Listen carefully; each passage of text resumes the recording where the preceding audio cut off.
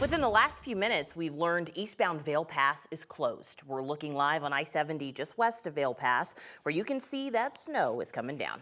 Lauren Robinson's going to start us off tonight. Lauren, we've been talking about this storm all week. A lot of uncertainty baked into this one, and now, ooh, it's here.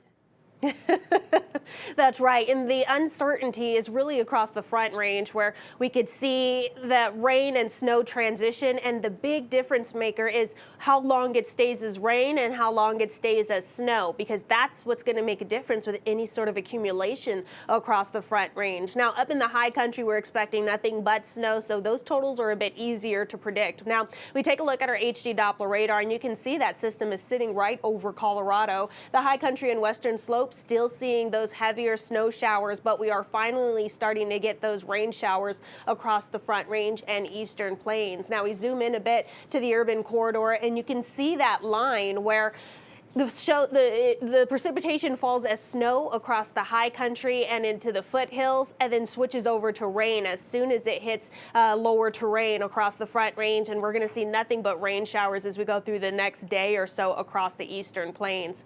As we move into our overnight hours, we're going to see some of that rain change into snow early tomorrow morning and through tomorrow afternoon across Denver. So because of that, we do have a winter storm watch that'll be in Denver for rain snow mix. Some areas could see up to 6 inches of snow. We also have winter weather advisories in teal. Those are going to be for the relatively lower totals, and then the winter storm warnings, all of the areas in red that are looking at a couple of feet of snow by the time the system moves out Sunday. In addition, with all the new snowfall, we do have a couple of avalanche alerts through Sunday, avalanche warnings and watches. What this means is central and northern mountain ranges, you really just want to stay out of those backcountry areas. So coming up in my 7-day forecast, we're going to talk about this heavy mountain snow. We're going to talk about the Front Range, seeing this rain and snow mix, when we can expect to see rain showers transition into snow.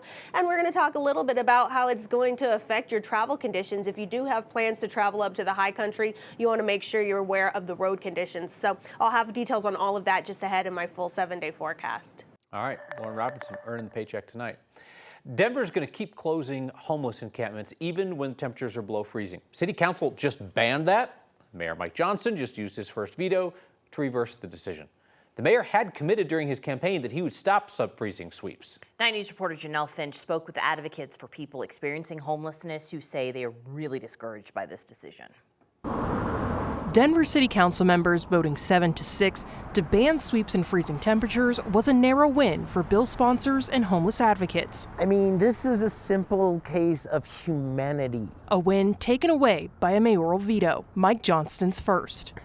I'm very deflated. It hurts. We had a bill that could have saved lives. Anna Lilith Miller works in outreach with House Keys Action Network Denver. She says the decision preserves the city's power to uproot people living on the streets. And this is just going to give him carte blanche to be able to sweep whenever he wants. If it's -6 outside, if it's 45, if it's 75, it does not matter. It gives him carte blanche to move somebody or to have the city take somebody's belongings. In a letter to city council members, the mayor writes that the bill would prevent the ability to move people into housing, overturn the city's camping ban for 4 months out of the year, and restrict closing encampments that are a threat to public health and safety. City Council President Jamie Torres is a co-sponsor of the bill.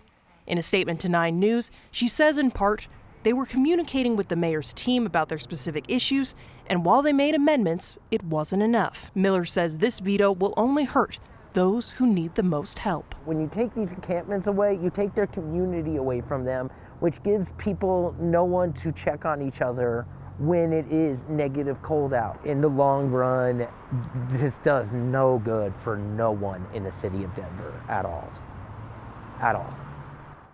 The mayor's office says the city won't sweep any encampments without temporary housing available, except in the case of threats to public health and safety.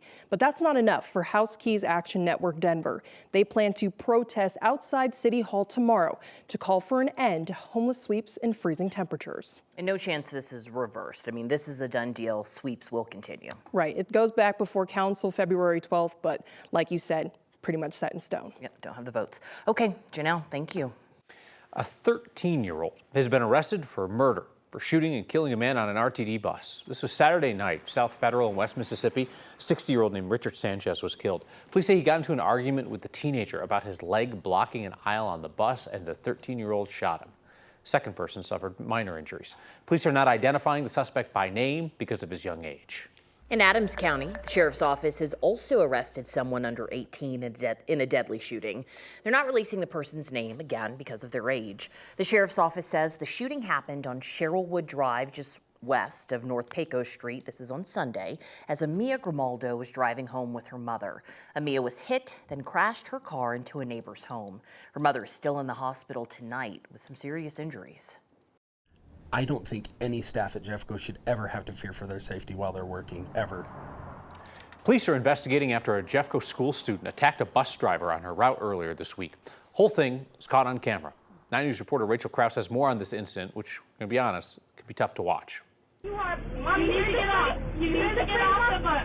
Tense moments inside a Jeffco school bus Monday left a driver injured and a student facing charges. Video of the incident obtained by 9 News shows the driver tried to kick the student and her boyfriend off the bus at Arvada High School after they were being verbally abusive.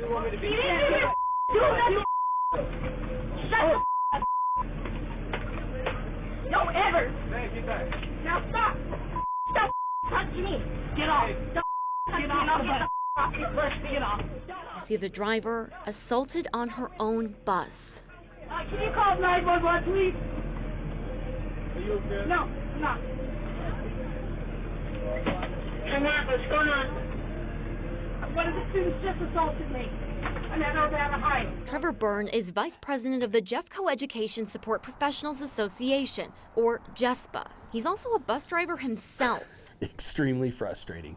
Byrne says the district is spending less on busing and cutting routes, stretching drivers thin. One of the challenges that we're facing right now is an understaffing problem, which is affecting all of our employees and staff, and it's affecting our safety and security at our schools and on our buses. In tense situations, bus assistants on board can help cool things down. Byrne says this driver didn't have that. I would hope that an incident like that would show that adequate staffing could help prevent any incidents like that in the future from happening. As JESPA meets the district at the bargaining table, Byrne says they're calling for safe and adequate staffing. That includes a bus assistant on every school bus and a paraprofessional for every special needs student. After this driver was assaulted on the job, Byrne says he hopes the district will take their demands for safety seriously. I don't think any staff at Jeffco should ever have to fear for their safety while they're working, ever. In Jeffco, Rachel Krause, 9 News. We reached out to the district about the attack. They sent us a statement that reads in part, "It's absolutely unacceptable to us that an employee would come to harm on the job." District said that the student will be disciplined and they're working with the driver to make sure that she has recovery time. Arvada police have preliminarily charged this student with third-degree assault and criminal mischief. I will fight for what happened to Anna so it doesn't happen to any other children.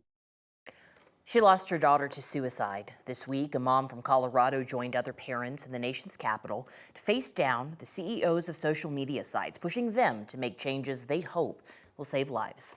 9 News reporter Jennifer Meckles caught up with Lori Schott on her way back home to Colorado tonight. She was a tiny little powerhouse and quite an old soul. Her happiest place was on the farm. And it's never easy for Lori Schott to talk about her daughter, Anna Lee. It's just joy to everything around her, and we miss her pretty bad. Lori does it anyway because she has to. We lost Anna Lee to suicide on November 15th of 2020. It's such a painful time to go back and reminisce, but I think her story is important. It was only after Anna's death that her family discovered the troubling content she consumed on social media. Parents didn't know about the dangers that could lurk online and how quickly these algorithms could take children down into a deep rabbit hole of emotions and self-destruction. This week, Lori took Anna's story and her picture from her home in northeastern Colorado all the way to Washington, D.C., where she joined other parents and lawmakers at a Senate hearing demanding social media CEOs do more to protect children on their platforms. Well, whether it's litigation or legislation, they need to be held accountable. Their constant pursuit of engagement and profit over basic safety have all put our kids and grandkids at risk. They're here. You're on national television. Would you like now to apologize to the victims who have been harmed by your product? Show them the pictures. Meta CEO Mark Zuckerberg offered an apology. Schatz said it felt hollow. But he was held accountable that day, and he had to look at us and look at those children. And I don't see how anybody could not take a stance with us to stop this from happening. Parents who found each other through the loss of a child, hoping their pain and their work will spare someone else's. It's a moment in time where maybe God is bringing us all together to power through this as one, because there's a bigger voice when we're all together than there is individually. Social media executives and their ongoing conversations with lawmakers say they are working to try to do a number of things to identify harmful content, work on it, even using AI. Parents like Lori, though, are pushing lawmakers to pass several bills. One is a bipartisan Kids Online Safety Act, which would in part add strict default privacy controls for minors and allow people to opt out of the algorithm recommendations. You just think about how brave that mom had to be to relive all of this, hold her daughter's picture up for those to be held accountable. Yeah, it's really tough. All right, Jenny, thank you.